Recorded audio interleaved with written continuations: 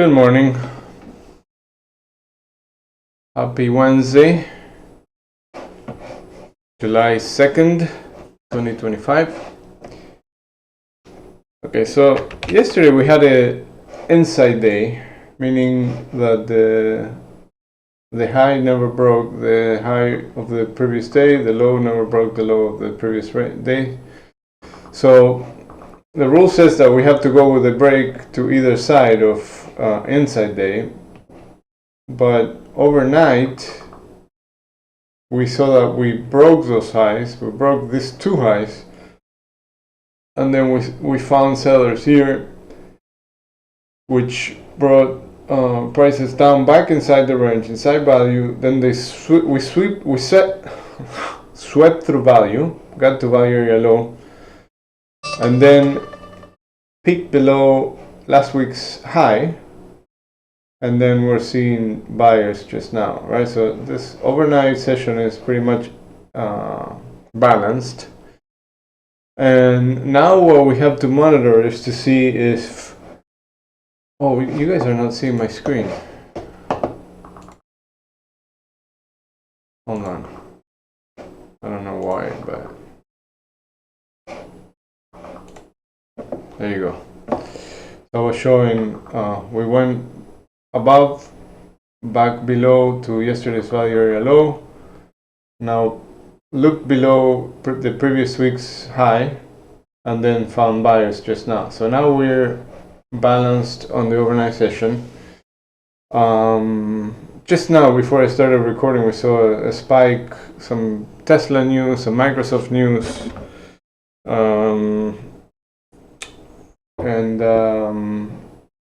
this market just shot up.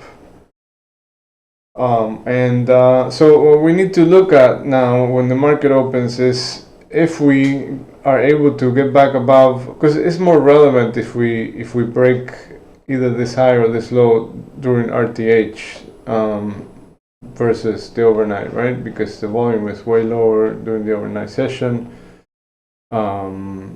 So it's more relevant if that break either way happens during the RTH session.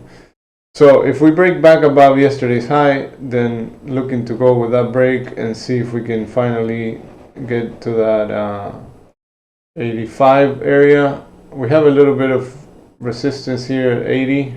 It's a low volume node, but it's the last tiny resistance before all-time highs on that back adjusted contract. Now if we do the same thing, that we fail to break these highs, or we fail to hold above it, then it's a look above and failed, and then we should target back this low side of the range and see if we can break below this low and then continue into the levels I gave yesterday, which they haven't changed on the low side, because yesterday we only got to here. So the only thing that changed is that we now have another reference, another low in this market that keeps quantum framing up. So that would be a confirmation that we can see a little bit of a pullback into the this area, right? The like I mentioned yesterday, this right here, the 62.18 to 62.22.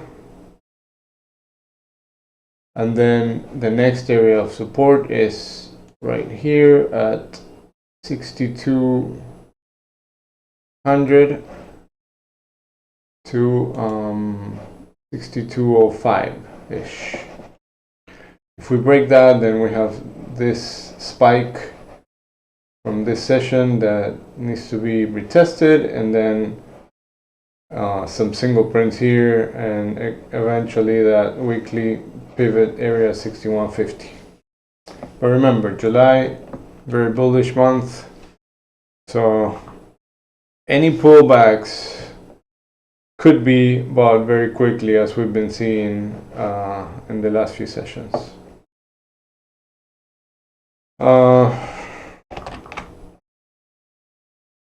I'm not gonna go into Oh, well, actually, NQ yesterday was pretty weak, and we had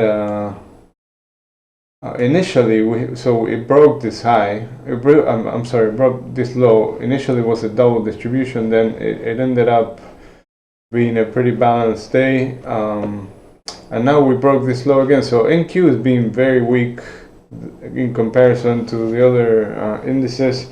RTY has been super strong. Which means that there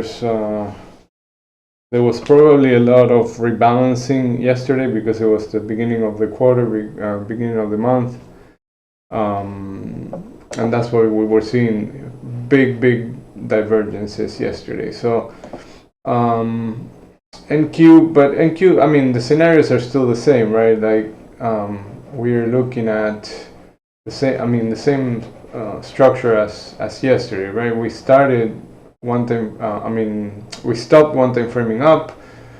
Now it watched the low from yesterday and then go with a break into the 2500s where we can expect some support here on NQ, right below the 2500s, and then that weekly pivot area between 434 and 377.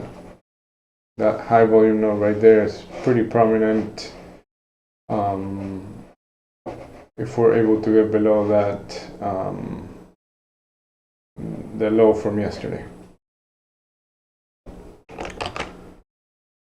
Let's see what else. Crude still in that range, still holding. It's nicely balanced right now, so still the same levels as before to watch. Now we have a little better structure now, so this is gonna start being, sells around the 66.80 area, buys around the 64.40, back to the middle, which is 65.40, 65.50. And gold, after that look below and fell, now it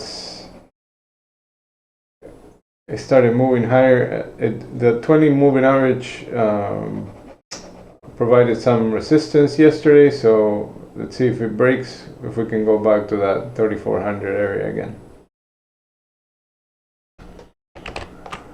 All right, remember we have a short week.